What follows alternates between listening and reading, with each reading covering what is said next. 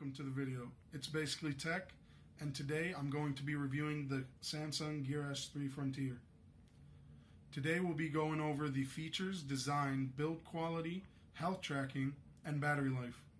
With a price tag of $349, I'm here to help you decide whether it's worth it or not. Without further ado, let's get into this review.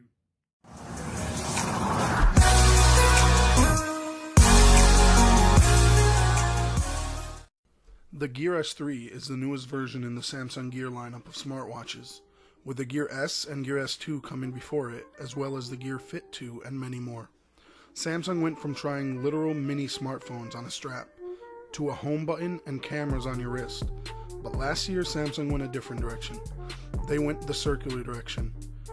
And I have to say, they did it well. The S2 was a beauty with a small circular design that was bezeled by a rotating piece of aluminum. It was unique in both the hardware and software that it provided, called Tizen OS. This year, Samsung released this, the Gear S3. They released 3 different versions, the Classic, Frontier, and Frontier with 4G LTE, priced at $349, $349, and $399 respectively. T-Mobile will sell you the LTE version with the same number that your phone uses, and the watch could be used standalone, which means you can make calls without being connected to your phone. I am fortunate enough to have a friend who owns the Classic and was generous enough to let me check it out and compare with my Frontier. I'll leave his Instagram in the description for you guys to check out his account, so go give him a follow for his generosity. Now let's get into the designs of both the Frontier and the Classic. The Frontier has the more rugged, sporty design that's aimed for the outdoorsy type, where the Classic is aiming towards a more typical fashion wristwatch that can be worn in a professional setting. The Frontier comes with a rubber band, the Classic comes with a leather band. The Frontier has more ridges, the Classic has a more smoothed out finish. You get the picture. You can always get a replacement band from Amazon, like the one on the Classic in this video. I'll have a link for those in the description below for you guys to go check out. Both have a 316L stainless steel case, which is very durable in my use so far. I bumped into multiple chairs and into equipment at the gym and have not noticed any scuffs or dings. The watch is also waterproof in 1.5 meters of water. You can't swim with it, but it'll be protected in the rain.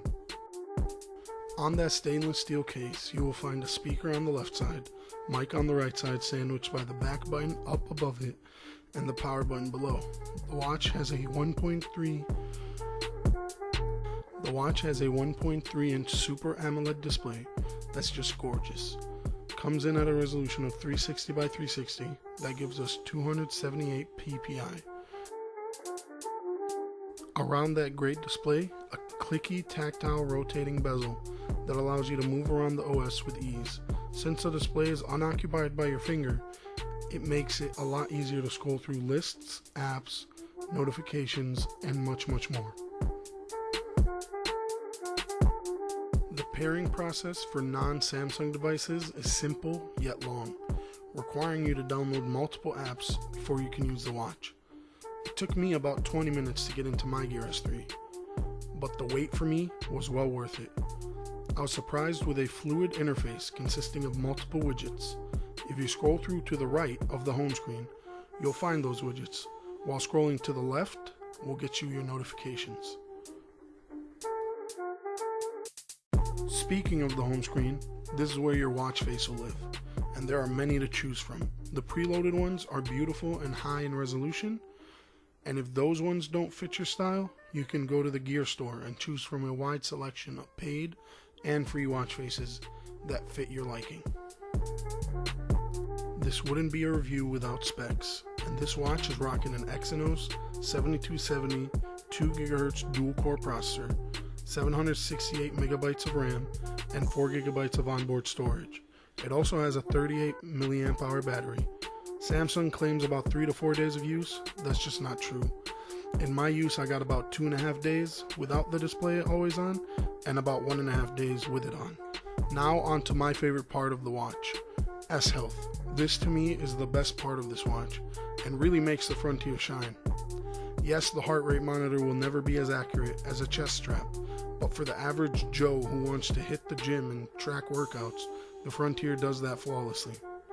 Tracks my steps, workouts, water, and caffeine intake. Reminds me to get up and be active when I've sat down for too long. And all these things seem like they're in line and in my everyday life, and they're not gimmicky like reminding me to breathe.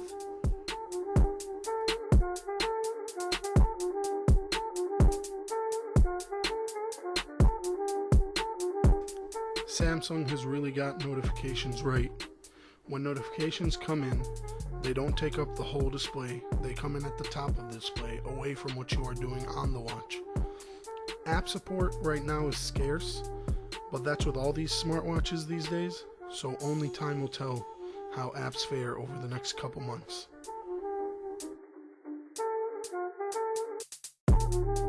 Samsung Pay is available on here, and it is convenient for when you don't have your wallet on you and you don't want to use your phone. Hold the back button on your watch and point it towards the magnetic reader, and you have paid for your items with your smartwatch. I used this the other day at my nearest Walgreens and it worked fine. One con that I've experienced with the Gear S3 is for some reason voice dictation won't work with English United States version, but it'll only work with English United Kingdom version. I don't know why, but this is the one issue that I've experienced so far, and I wanted to share it with you guys. Alright guys, thanks for watching the video. If you enjoyed it, please hit that like button and subscribe. Until next time, it's been Basically Tech.